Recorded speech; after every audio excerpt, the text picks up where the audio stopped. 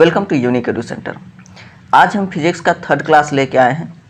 देखिए, इसके पहले हम लोगों ने 2 क्लास की हुई थी। दोनों क्लास में जैसे कि हमने बोर्ड पर पढ़ा था, लेकिन आज का जो क्लास होगा वो स्क्रीन रिकॉर्डिंग के थ्रू होगा। एक्चुअली में थोड़ा समय का कमी हो रहा है, समय नहीं मिल पा रहा था, इसलिए सोचा कि क्लास लेट ना हो, इसलिए हमने स्क्रीन रिकॉर्डिंग ही बना दी। ठीक है, तो अभी तक जो 2 क्लास हुआ था उसमें हम लोगों ने राशि के बारे में पढ़ा था। उसके बाद उसमें भौतिक राशि, अदिश, सदिश, मात्रक, मूल मात्रक, इसके बारे में पहले क्लास में हम लोगों ने पढ़ी थी। दूसरा क्लास हम लोगों ने व्युत्पन्न मात्रक के बारे में पढ़ा था, डेराइव्ड यूनिट के बारे में, जिसमें कि हम लोगों ने दाब का, बल का, आयतन का, कोणीय वेग का, ये सब का हम लोगों ने मात्रक कैसे निकालते हैं, उसका फॉर्मूला क्या होता है, ये सब जाना था। ठीक है, तो आज का जो क्लास है उसमें हम लोग कुछ और भी मात्रक होते हैं उसके बारे में और उनके डिफिनीशन के बारे में जानेंगे। तो चलिए शुरू करते हैं। उसके पहले एक बात और बता दें कि देखिए, ये जो है स्क्रीन रिकॉर्डिंग क्लास चल रहा है, लेकिन ऐसा नहीं कि ये हमेशा स्क्रीन रिकॉर्डिंग ही चलेगा। फिर से जब क्लास आएगी हो सकता है कि 1-2 क्लास स्क्रीन रिकॉर्डिंग हो, बाकी फिर से जब नेक्स्ट क्लास आएगा मोशन वगैरह से तो हम आपको वीडियो के थ्रू ही पढ़ा देंगे। ठीक है, तो चलिए शुरू करते हैं। अब नेक्स्ट जो है वो है आपका पूरक मात्रक। ठीक है, तो पूरक मात्रक किसको कहते हैं?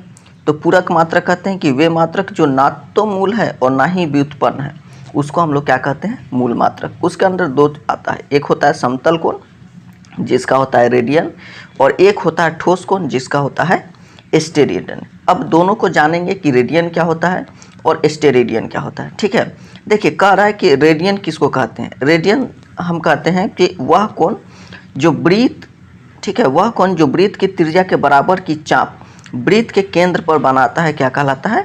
रेडियन कहलाता है। अब इसको देखिए, हम आपको समझा रहे हैं कि कैसे इसको करना है। कह रहा है कि जैसे वह कोण जो वृत्त की त्रिज्या के बराबर, वृत्त किसको कहते हैं? ये आपका वृत्त हो गया। ठीक है, और ये जो होता है ये क्या होता है? त्रिज्या होता है। ठीक है, यहाँ तक क्लियर है? ये वृत्त है और ये जो पार्ट है ये क्या है? त्रिज्या है। तो कह रहा है कि वह कोण जो वृत्त की त्रिज्या के बराबर, मतलब इसके बराबर, अगर ये 5 सेंटीमीटर का है तो जो चाप होगा, पहले हम आपको बता दें कि चाप किसको कहते हैं। ठीक है, कोई ये वृत्त हो गया। ठीक है, अब वृत्त पर अगर मान लीजिए कि अगर उसके परिधि को कोई पार्ट ये जैसे हो गया, ये पार्ट हम काट रहे हैं, ठीक है, तो उसी को चाप बोलते हैं। ये क्या हुआ? चाप हो गया। ये क्या हो गया? चाप हो गया। ठीक है, तो उसी के बराबर अगर यहाँ से जैसे मान लीजिए कि एक एंगल बनाए, तो इस एंगल, ये जो एंगल बन रहा है, अगर इस तरह बने कि ये लेंथ और ये लेंथ दोनों बराबर हो, ठीक है, ये और ये अगर दोनों बराबर हो जाए तो उसको हम क्या कहेंगे? वो जो एंगल बनेगा वही क्या है? तो आपका रेडियन है। ठीक है, अब नेक्स्ट देखते हैं क्या होता है स्टेरेडियन। कह रहा है कि घन कोण का वह मान जो गोले के पृष्ठ के उस भाग जिसका क्षेत्रफल गोले की त्रिज्या के वर्ग के बराबर होता है द्वारा गोले के केंद्र पर बनाया जाता है, एक स्टेरेडियन कहलाता है। ठीक है, वही कह रहा है कि गोले के पृष्ठ का वह भाग, मतलब वो एंगल का ही बात हो रहा है कि उस एंगल को कहेंगे जिसका क्षेत्रफल, ठीक है, जिसे गोला का कोई उस पार्ट का क्षेत्रफल जो गोला के त्रिज्या के वर्ग के बराबर होता है, तो उस तरह के उस क्षेत्रफल में जो एंगल बन रहा है उसको हम क्या बोलते हैं? स्टेरेडियन बोलते हैं। ठीक है, अब देखिए मात्रक पद्धति जो है और भी है। ठीक है, इसमें कह रहा है कि भौतिक राशियों को मापने हेतु प्रयुक्त मात्रकों के लिए 4 पद्धति बनाया गया है। एक है आपका MKS पद्धति, दूसरा आपका है FPS पद्धति, ठीक है, एक आपका यहाँ देख रहे हैं MKS, दूसरा हो गया FPS, तीसरा हो गया CGS पद्धति और चौथा हो गया SI पद्धति। ठीक है, अब जानेंगे MKS पद्धति क्या होता है। इसका पूरा नाम है मीटर किलोग्राम सेकेंड सिस्टम। इस पद्धति में क्या होता है कि इस पद्धति में लंबाई का जो मात्रक होता है मीटर, द्रव्यमान का मात्रक किलोग्राम और समय का मात्रक क्या होता है? सेकेंड होता है। चलिए आगे देखते हैं। दूसरा जो है आपका इसी में FPS पद्धति है। ठीक है, इसी में जो दूसरा है वो क्या है? FPS पद्धति है। इसको कहते हैं फुट पाउंड सेकेंड सिस्टम। इस पद्धति में जो लंबाई का मात्रक होता है वो फुट होता है, द्रव्यमान का मात्रक पाउंड होता है और समय का मात्रक क्या होता है? सेकेंड होता है। थर्ड में देखते हैं, थर्ड आपका आता है CGS पद्धति। CGS इसका फुल फॉर्म जो होता है आपका क्या होता है? Centimetre gram second system. इस पद्धति में क्या होता है कि लंबाई का जो मात्रक होता है सेंटीमीटर, द्रव्यमान का मात्रक ग्राम और समय का मात्रक सेकेंड में प्रयोग किया जाता है।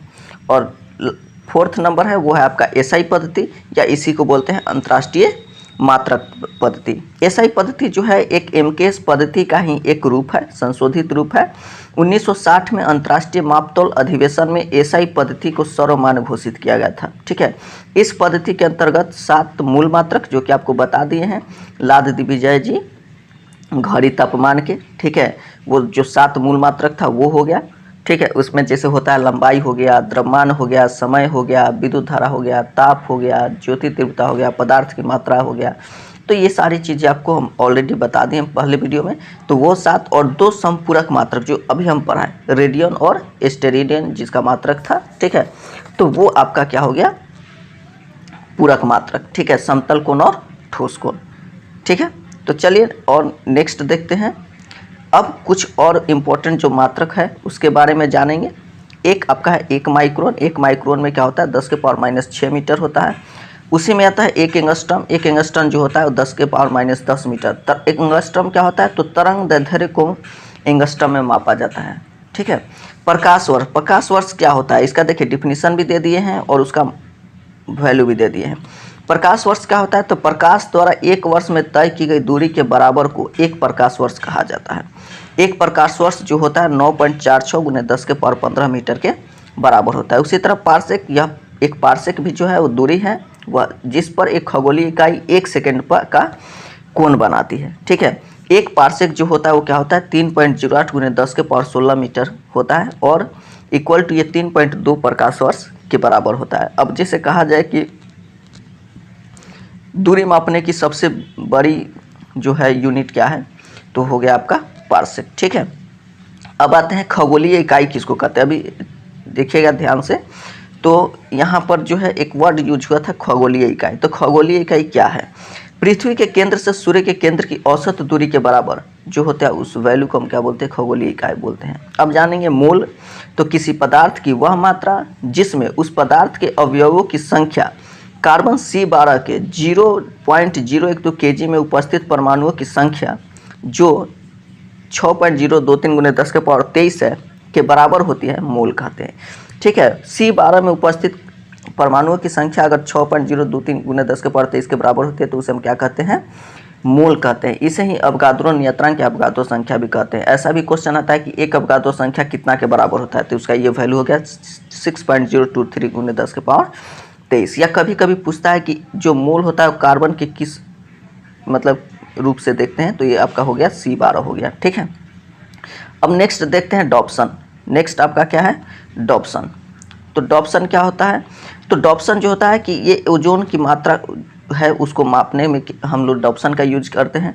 गैस की मात्रा को मापने की क्या इकाई है, डॉप्सन है। उसको हम ओजोन परत का भी जो मोटाई होता है हम लोग डॉप्सन में ही बताते हैं। उसके बाद क्यूसेक क्या होता है, तो नदियों के जल प्रवाह को मापने का इकाई है क्यूसेक। हॉर्स पावर शक्ति मापने की मात्रक है। मेगावाट क्या है, तो बिजली की मात्रा मापने की इकाई है। 1 मेगावाट जो होता है वो 10⁻6 वाट के बराबर होता है। चलिए नेक्स्ट देखते हैं। ठीक है, नेक्स्ट आपका क्या है, किलोवाट घंटा। ठीक है, नेक्स्ट आपका क्या है, किलोवाट घंटा। ये ऊर्जा मापने की इकाई है। 1 किलोवाट आवर में 3.6 मेगाजूल होता है। वोल्ट आपका विभवांतर मापने का मात्रक है। कूलम विद्युत आवेश मापने का मात्रक है। बार वायुमंडलीय दबाव जो होता है, वायुमंडलीय दबाव मापने का मात्रक होता है। 1 बार जो होता है 10⁻3 कहिए या फिर 10,000 पास्कल के बराबर होता है। मैक क्या होता है, तो अति तीव्र चाल मापने की इकाई है। जो बहुत तेजी से चलते हैं जैसे जहाज, हवाई जहाज ये सब हो गए, तो अति तीव्र चाल मापने की इकाई क्या है, मैक है। किसी माध्यम में ध्वनि की चाल को 1 मैक कहा जाता है। ठीक है, 1 मैक से अधिक जो चाल को हम लोग सुपरसोनिक बोलते हैं। याद रखिए क्वेश्चन पूछता है, 1 मैक से अधिक के चाल को सुपरसोनिक कहते हैं तथा 5 मैक से अधिक चाल को हाइपरसोनिक कहा जाता है। ठीक है, तीव्रगामी वायुयान और लड़ाकू विमान की गति को मैक में ही व्यक्त किया जाता है। ठीक है, देखिएगा कि उन लोग को मैक में ही उनका स्पीड बताया जाता है। उसके बाद आपका आता है सोनार। ठीक है, सोनार का आपका पूरा फुल फॉर्म क्या होता है, साउंड नेविगेशन एंड रैंगिंग। ठीक है, ये स्पेलिंग यहाँ मेंटेन कर लीजिएगा। ठीक है, यह परासर्व तरंगों के उपयोग से समुद्र के भीतर किसी वस्तु की स्थिति ज्ञात करने में सहायक उपकरण है। सोनार से हम लोग क्या करते हैं, तो समुद्र के अंदर के वस्तु को पता लगाने के लिए हम लोग सोनार का यूज करते हैं। पनडुब्बियों के नौवहन में भी उपयोग किया जाता है। नॉट क्या होता है, तो समुद्री जहाज की गति को मापने की इकाई क्या है, नॉट है। 1 समुद्री मील प्रति घंटा चाल को नॉट कहा जाता है। क्लियर है यहाँ तक। इसके बाद आएंगे रडार। रडार क्या होता है, रेडियो डिटेक्शन एंड रैंगिंग।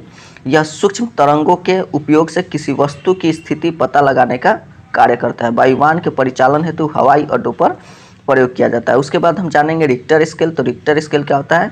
भूकंपीय तरंगों की तीव्रता मापने की इकाई है, क्या है आपका? Richter scale. ठीक है, तो ये आपका हो गया आज का जो इतना टॉपिक था। और भी इसमें जो होगा आपको एक क्लास और लगेगा, उसमें आपको बता देंगे जो छूटा होगा। ठीक है, उसके बाद आपका मात्रक खत्म हो जाएगा। और जो इसके बाद जो क्लास आएगा उससे हम लोग मोशन के बारे में पढ़ेंगे। और मोशन जो होगा वो आपका ऑफलाइन फिर से क्लास होगा, सॉरी मतलब ऑफलाइन नहीं ऑनलाइन ही होगा, लेकिन बोर्ड पर हम लोग पढ़ेंगे। ठीक है, तो अगर ये आपको पीडीएफ भी चाहिए तो आप हमको मैसेज कर सकते हैं, और मैसेज करके आप पीडीएफ भी ले सकते हैं। तो चलिए फिर से आपसे मिलते हैं हम नेक्स्ट वीडियो में, तब तक इसको पढ़िए।